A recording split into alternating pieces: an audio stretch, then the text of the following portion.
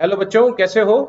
तो आज का हमारा टारगेट क्या है कि हम जो है एसिड्स बेसिस एंड सॉल्ट्स जो चैप्टर है अपना क्लास 10 का, उसके इम्पोर्टेंट क्वेश्चन एंड आंसर्स देखते हैं। तो अगर आपने विजडम क्लासेस अभी सब्सक्राइब नहीं किया तो उसको आप सब्सक्राइब कर लो जल्दी से, ताकि जो है मैं भी मोटिवेटेड रहूं और आपको ऐसे बढ़िया बढ़िया और वीडियोस बना के देता रहूं। तो चलिए हम बात शुरू करते हैं। सबसे पहला क्वेश्चन आता है आपके लिए क्या कि you have been provided with three test tubes. One of them contains distilled water and the other two contain an acidic solution and a basic solution respectively. If you are given only red litmus paper, how will you identify the contents of each test tube? कैसे करोगे? ठीक है, तो इसके लिए देखिए आपको क्या है, यानी कि आपको तीन जो है अलग अलग वेसल्स में, एक में एसिड, एक में बेस, एक में सॉल्ट दिया है। आपको सिर्फ इसने जो है रेड लिटमस पेपर दिया। आप कैसे आइडेंटिफाई करोगे कि ये एसिड है, ये बेस है और ये आपके पास जो है वाटर है? तो हम इसको देखते हैं क्या चीज है हमारे पास। कि सबसे पहले put the red litmus paper in all the test tubes turn by turn. The solution which turns red litmus to blue will be basic. ठीक है, सबसे पहले आपने डाला तो जिसमें आपका वो ब्लू हो जाए रेड से, तो इसका मतलब वो बेसिक है।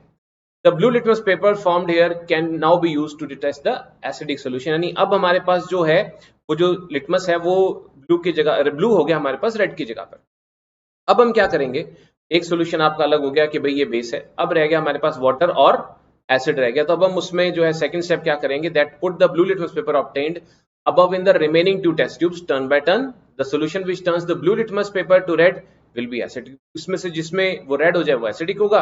And obviously the solution which has no effect on any litmus paper, जिसमें रेड रेड रहा और ब्लू ब्लू रहा, that will be neutral and hence it will be distilled water. ठीक है, तो इस तरीके से आप इसको एक्सप्लेन करेंगे। अगर आपको सिर्फ एक कलर का लिटमस पेपर दे दिया जाए तो भी आप एसिड, बेस और वाटर में डिस्टिंग्विश कर सकते हैं। ओके, तो इस बात को सुन के क्या होता है, गैम्बो खुश हुआ। अगला क्वेश्चन देखते हैं। अगला क्वेश्चन आपकी स्क्रीन पे, ये क्या, ये बच्चा कितना खुश है, देखो आप, ये क्या खा रहा है, ये दही खा रहा है। तो अगला क्वेश्चन ऑब्वियसली अपन कर्ड के बारे में करते हैं। तो क्वेश्चन है, why should curd and sour substances not be kept in brass and copper vessels? तो देखिए इसका रीजन क्या होता है कि curd and sour substances should not be kept in brass and copper vessels because these and other source foodstuffs contain acids which can react with metal of the vessel to form poisonous metal compounds which can cause food poisoning and affect our health adversely। यानी कि इसका मतलब क्या हुआ कि जो है आपको पता है जो कर्ड होता है उसके अंदर लैक्टिक एसिड होता है। तो इसको जो है हमें मेटल जो है इस तरह ब्रास या कॉपर के वेसल में ना रखें, क्योंकि उससे फिर क्या होता है कि रिएक्शन होता है और सॉल्ट्स बनते हैं जो पॉइजनस होते हैं नेचर में। ओके, सो ये चीज ध्यान रखिए and stay healthy.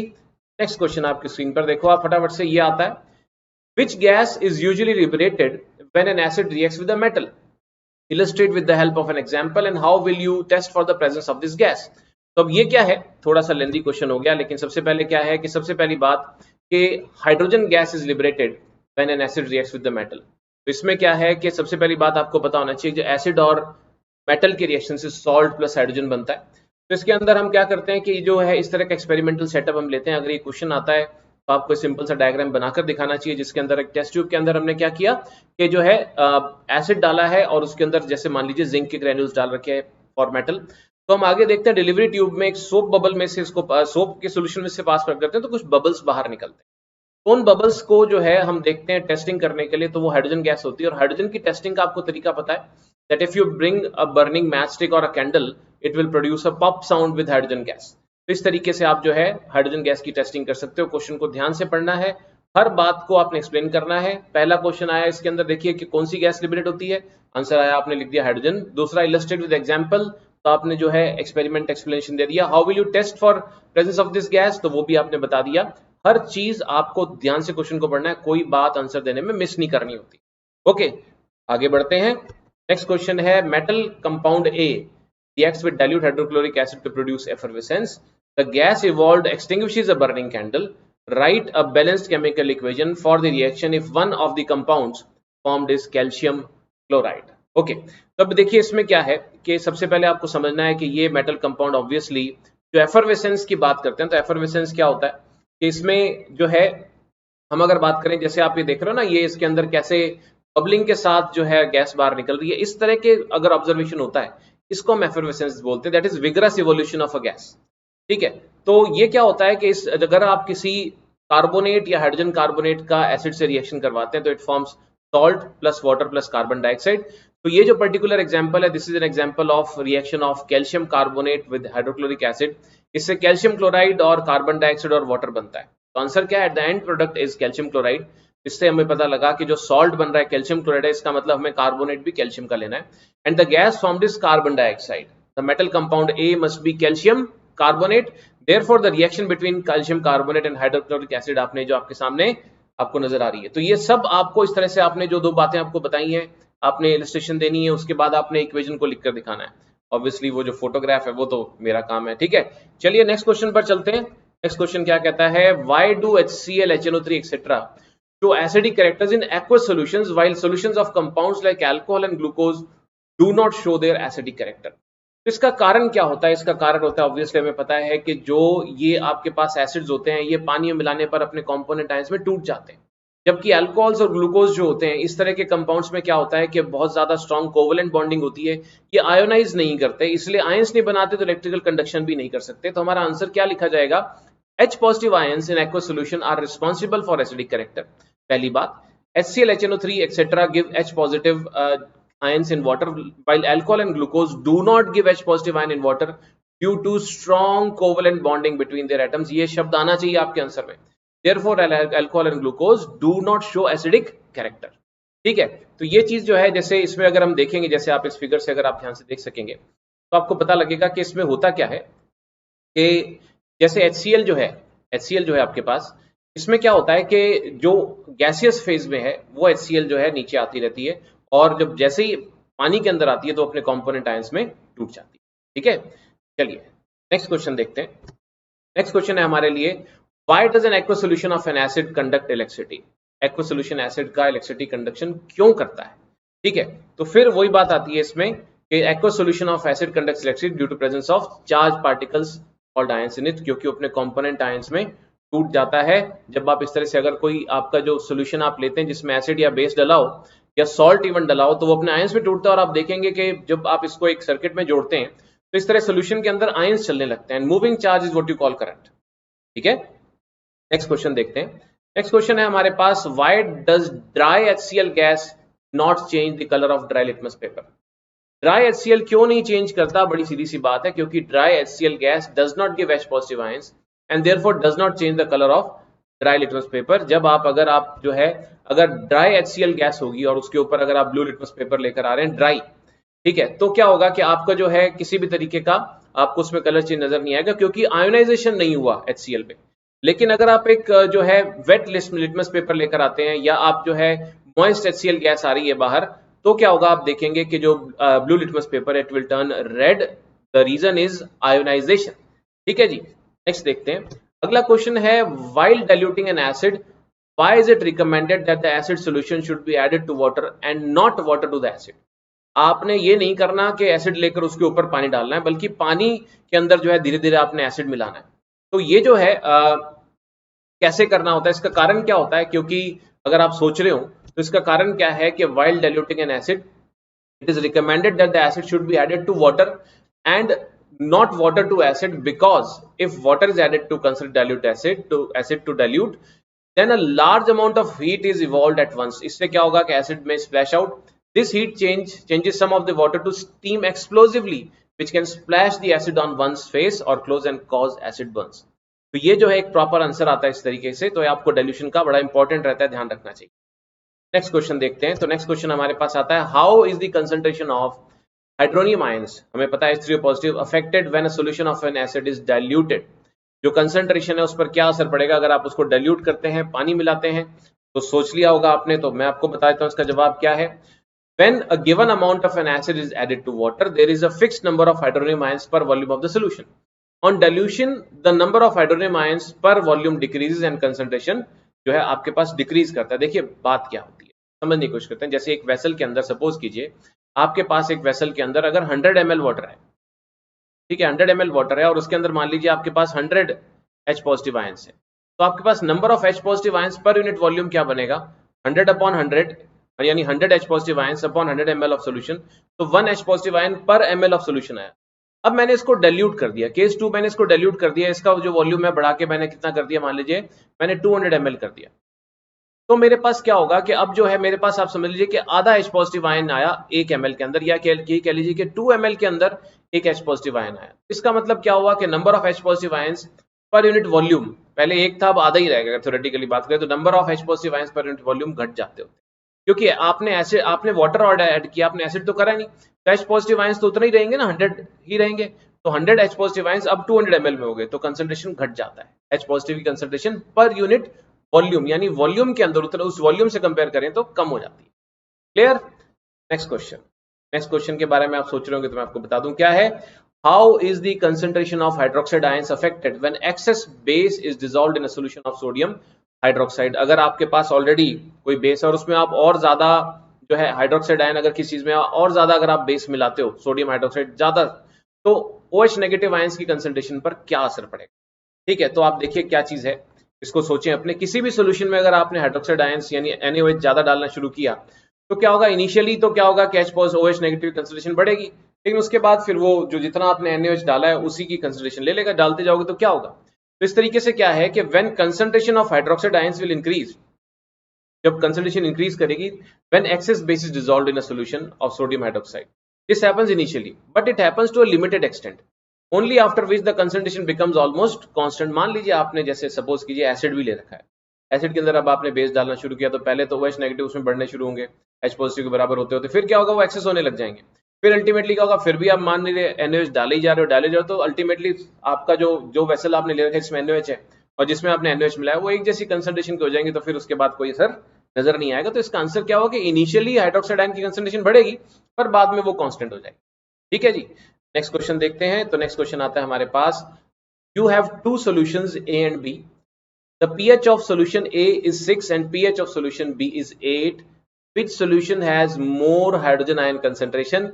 Which of this is acidic and which one is basic? हाँ जी, तो खोपड़ी खुजाने का टाइम आ गया अपना। तो ठीक है, तो आपको ध्यान होगा, मैंने आपको बताया हुआ ये बात पहले भी कि जो pH होता है जितना कम उतना एसिडिक होती है सोल्यूशन। तो pH जो है एसिडिक नेचर के इनवर्सली और बेसिक के डायरेक्टली प्रोपोर्शनल होता है। तो बड़ी सीधी सी बात यहाँ पर नजर आती है, जो आपके पास ये A है, जो जिसका pH 6 है वो होगा आपके पास एसिडिक, और जो जिसका B जो आपके पास सोल्यूशन है इसका जो pH ज्यादा है ये क्या होगा कंपैरेटिवली, ये होगा बेसिक। तो इस चीज को हम पढ़ लेते हैं, क्या लिखेंगे। अ pH value of less than 7 indicates an acidic solution while greater than 7 indicates a basic solution. Since solution A has more hydrogen ion concentration, solution A is acidic and solution B is basic. जो acidic है obviously उसमें H positive ions ज्यादा होंगे। आपका जो question पूछ रहा है कि हाइड्रोजन आयन की कंसंट्रेशन किसमें ज्यादा है, तो ऑब्वियसली उसमें ज्यादा है जो एसिडिक ज्यादा है। तो A में H पॉजिटिव ज्यादा है और B में H पॉजिटिव कम है। A एसिडिक है और B कैसा है, बेसिक है। ठीक है जी, नेक्स्ट क्वेश्चन देखिए फटाफट क्या है आपकी स्क्रीन पर। ये कहता है what effect does the concentration of H positive ions aqueous have on the nature of solution. बनी आप देखिए, वैसे तो आप बता पाओगे या ऐसे सर फूट गया, नहीं ऐसा कुछ नहीं है, मुझे पता है मेरे बच्चे होशियार हैं। आप बता सकते हो इस बात को कि H पॉजिटिव एक्वस आयंस अगर आपके सोल्यूशन में आते हैं तो सोल्यूशन कैसा हो जाता है, यस एसिडिक हो जाता है। ठीक है, more the concentration of H positive ions higher the acidic nature of the solution. हम ऐसे हार मानने वाले नहीं है। नेक्स्ट क्वेश्चन आता है हमारे पास ये, do basic solutions also have H positive aqueous ions? If yes then why are they basic. क्या बेसिक सॉल्यूशन में H पॉजिटिव आयंस होते हैं? अगर होते हैं तो फिर वो बेसिक क्यों है भैया, फिर तो वो आपके जो है एसिडिक होने चाहिए अगर उसके अंदर H पॉजिटिव आयंस है। तो उसका जवाब क्या देंगे आप, सोचेंगे? नहीं, फटाफट जवाब देंगे, भाई ऐसा होता है कि हर सॉल्यूशन में H पॉजिटिव और OH नेगेटिव आयंस तो हर एक्वस सॉल्यूशन में होते ही होते हैं। सिर्फ फर्क क्या होता है कि अगर कोई चीज न्यूट्रल होती है तो उसमें H पॉजिटिव आयंस की कंसंट्रेशन जो होती है वो OH नेगेटिव के बराबर होती है। अगर आपका कोई सोल्यूशन कैसा होता है, एसिडिक होता है, तो उसमें H पॉजिटिव आयंस की कंसंट्रेशन जो होती है वो OH नेगेटिव की कंसंट्रेशन से ज्यादा होती है। और अगर कोई चीज अगर बेसिक होती है तो उसमें H पॉजिटिव से OH नेगेटिव आयंस की कंसंट्रेशन ज्यादा होती है। तो इस तरीके से आपके पास ये न्यूट्रल और ये एसिडिक और ये बेसिक सोल्यूशन होते हैं। चाहे आपका न्यूट्रल सोल्यूशन है उसमें भी H पॉजिटिव OH नेगेटिव दोनों होते हैं, चाहे आपका बेसिक सोल्यूशन है उसमें भी H पॉजिटिव OH नेगेटिव दोनों होते हैं, चाहे आपका एसिडिक सोल्यूशन है उसमें भी H पॉजिटिव और OH नेगेटिव आयंस दोनों होते हैं। बस फर्क क्या होता है, न्यूट्रल में दोनों की कंसंट्रेशन बराबर होती है, एसिडिक में H पॉजिटिव OH नेगेटिव से ज्यादा होता है और बेसिक में OH नेगेटिव H पॉजिटिव से ज्यादा होता है। तो यहाँ पर आंसर क्या लिखा हुआ है, basic solutions have H positive ions but these are far less in number than OH negative ions that is responsible for their basic nature. ठीक है, तो खटाक अगला क्वेश्चन देखते हैं क्या आता है अपने पास।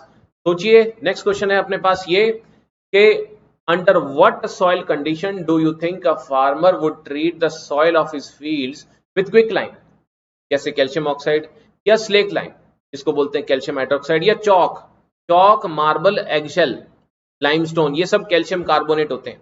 तो किन परिस्थितियों में इस तरह की चीजें एक फार्मर मिट्टी में मिलाएगा? तो आपको पता है ये सब चीजें बेसिक हैं। तो ऑब्वियसली जब कभी एसिड रेन होती है और जो आपकी जो मिट्टी है वो बहुत ज्यादा एसिडिक हो जाती है, उस केस में वो प्लांट्स को नुकसान पहुंचा सकती है, तब फार्मर क्या करेगा, उस एक्सेस एसिड को न्यूट्रलाइज करने के लिए बेसिक मटेरियल सॉइल के अंदर मिलाएगा। तो जवाब क्या लिखोगे आप? If the soil is too acidic यानी having low pH, then it is treated with materials like this.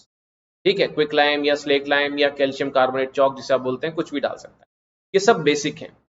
Next question. तो अब जो है थोड़ा सा एक बार क्वेश्चंस की बाढ़ लगाते हैं, अपने छोटे छोटे से 2-3 क्वेश्चंस करते हैं फटाफट, वन वर्ड आंसर वाले। देखिएगा, सबसे पहला क्वेश्चन आपके लिए आ रहा है ये, what is the common name of the compound CaOCl2? Yes, इसका आंसर है bleaching powder. Next question, name the substance which on treatment with chlorine yields bleaching powder.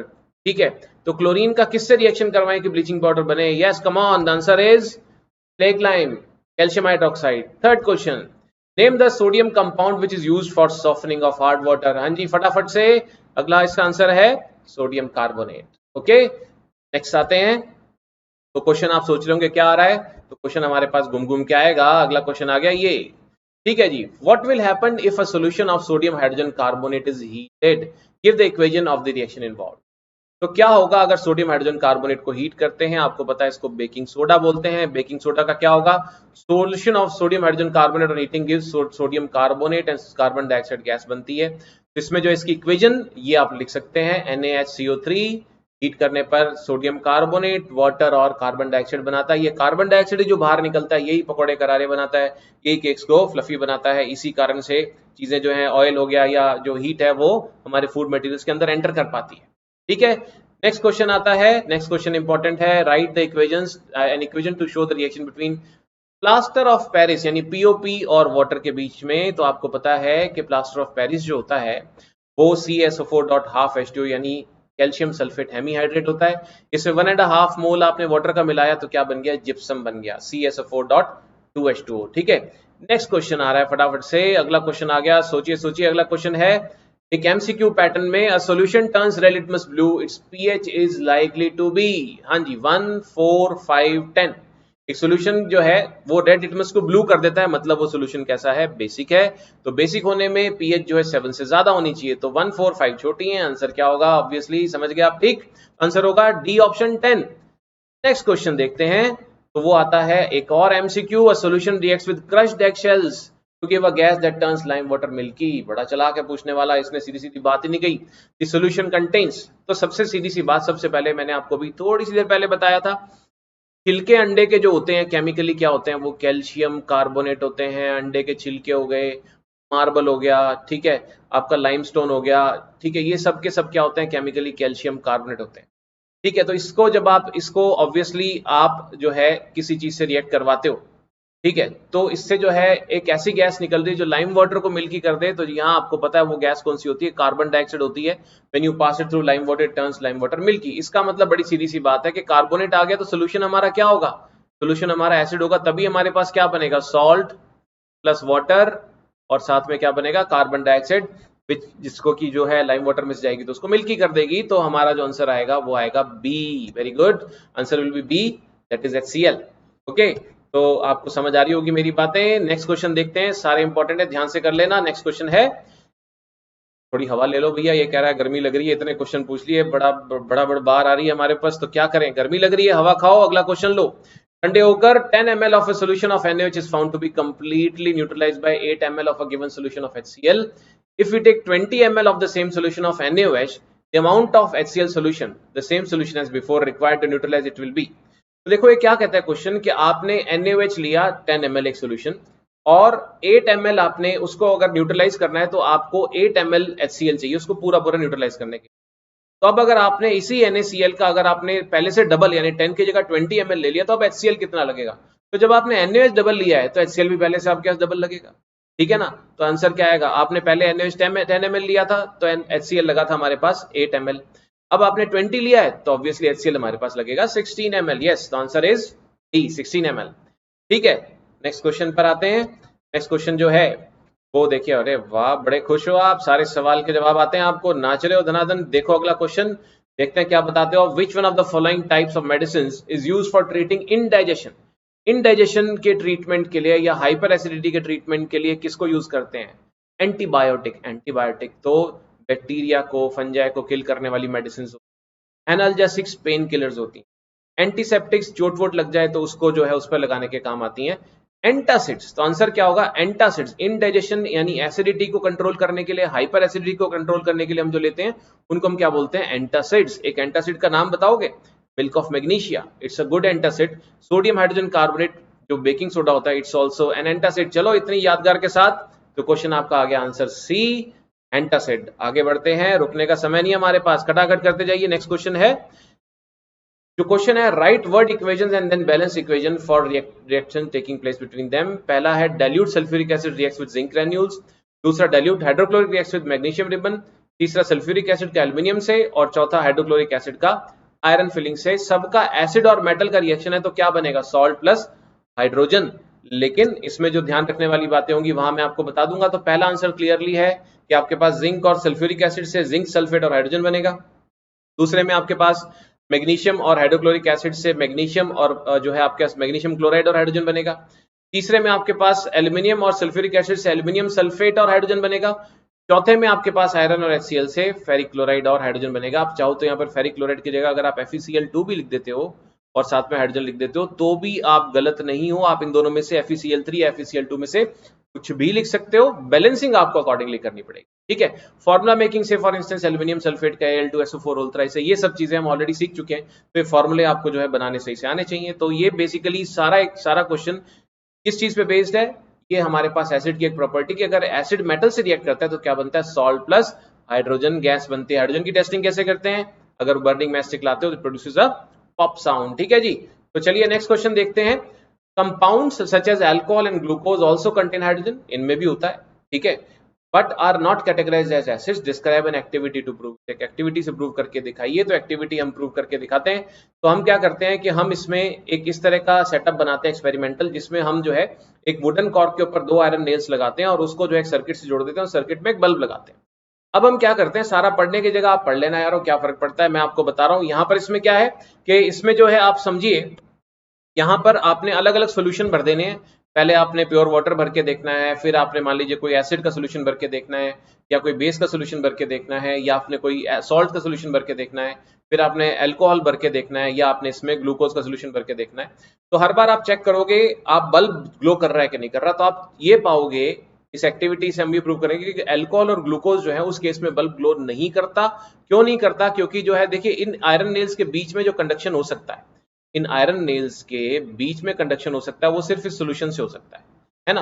तो ये सोल्यूशन अगर कंडक्टिंग होगा तो इलेक्ट्रिकल कंडक्शन होगा और बल्ब क्या आपका ग्लो करेगा, नहीं होगा तो नहीं करेगा। तो अगर आपने अल्कोहल और ग्लूकोज डाला तो वो जो है आयनाइज नहीं करते, इसीलिए वो यहां पर बल्ब नहीं जलेगा। ठीक है, तो ये सारी बातें मैंने इसके अंदर जो आपको बताई हैं, आई होप आपको समझ आ गई होंगी। है क्या नहीं? ऐसे ही सोच रहे हैं ना आप, इसको ध्यान से आप पढ़ लीजिएगा। अगर ये एक्टिविटी आती है तो बातें आपको इसी तरीके से लिख कर आनी होती है। मेरी कोशिश ये है कि आपको जो क्वेश्चन आए अगर एग्जाम्स में, तो आप आंसर अपना कैसा लिखना होता है वो भी आपको लिख कर आना है, कंजूसी नहीं करनी होती, अलॉन्ग विद टाइम मैनेजमेंट, वो बहुत जरूरी है। चलिए नेक्स्ट क्वेश्चन देखते हैं। तो नेक्स्ट क्वेश्चन जो है वो कहता है why does distilled water not conduct electricity whereas rain water does. वो कहता है कि जो बरसात का पानी होता है वो इलेक्ट्रिकल कंडक्शन करता है, लेकिन डिस्टिल्ड वाटर जो होता है वो इलेक्ट्रिकल कंडक्शन नहीं करता। इसका कारण क्या है कि जब रेन वाटर आता है, यानी जब बरसात होती है, तो वो क्या होता है कि वो हवा में कार्बन डाइऑक्साइड से या दूसरे पोल्यूटेंट गैसेस से वो डिसॉल्व करके एसिड बना लेता है, माइल्ड एसिड्स। तो इस कारण से क्या होता है कि जब आप रेन वाटर इकट्ठा करते हो तो उसमें थोड़ा बहुत एसिड बन जाता है, जिस कारण से वो आयंस उसके अंदर मौजूद होते हैं और इस कारण से वो इलेक्ट्रिकल कंडक्शन करता है। On the other hand distilled water बिल्कुल प्योर वाटर है, उसमें किसी तरह के इस तरह के दूसरे आयंस नहीं होते और इलेक्ट्रिकल कंडक्शन नहीं कर पाता। इसका आंसर क्या लिखेंगे? Distilled water does not conduct electricity because it does not contain any ionic compound like acids, bases or salts dissolved in it. Rainwater, while falling to the earth through the atmosphere, dissolves in acidic gas carbon dioxide from the air and forms carbonic acid H2CO3. Carbonic acid provides hydrogen ions and carbonate ions to rainwater. Hence, due to the presence of carbonic acid which provides ions to rainwater, the rainwater conducts electricity. इस तरीके से electrical conduct, ठीक है जी। Next question देखते हैं। Next question आता है ये, why do acids not show acidic behavior in the absence of water? Acids जो है पानी के एब्सेंस में क्यों अपना एसिडिक बिहेवियर शो नहीं करते? भाई पानी का ऐसा क्या काम है?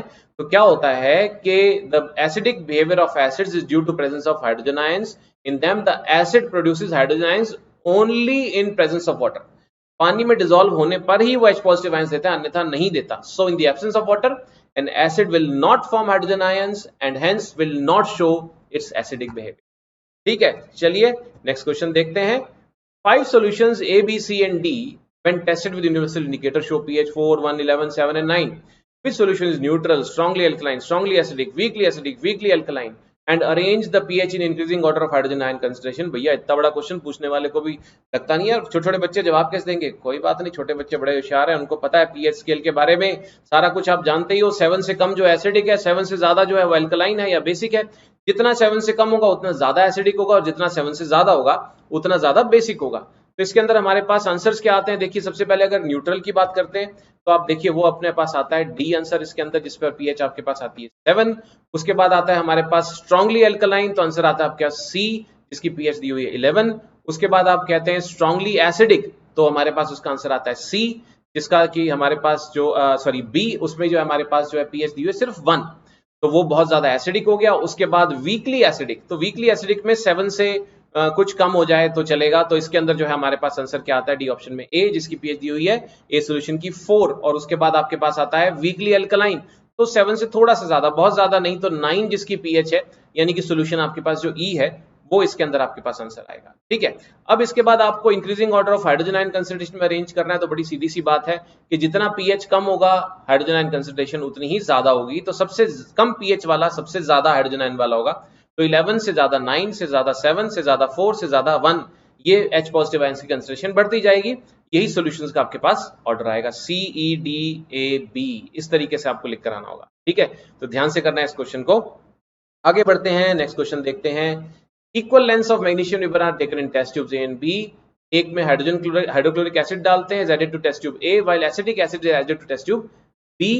In which test tube will the fizzing occur more vigorously and why? अब ये फिजिंग क्या होती है मैंने आपको भी बताया था, है ना। फिजिंग क्या है? इस तरह से बबलिंग जो होती है ये फिजिंग कहलाती है। तो स्ट्रॉन्ग एसिड्स के साथ ज्यादा H पॉजिटिव जो हाइड्रोजन गैस बनेगी और वीक एसिड्स के साथ कम हाइड्रोजन गैस बनेगी, तो फिजिंग जो है आपको वो एसिटिक एसिड के साथ कम नजर आएगी। एसिटिक एसिड का फॉर्मूला यहाँ से याद कर लीजिए, और ये माइल्ड एसिड होता है, विनेगर में होता है, आपने टेस्ट भी किया हुआ है।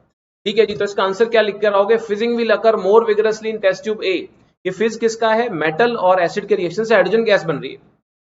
तो hydrochloric acid is a strong acid whereas acetic acid is a weak acid.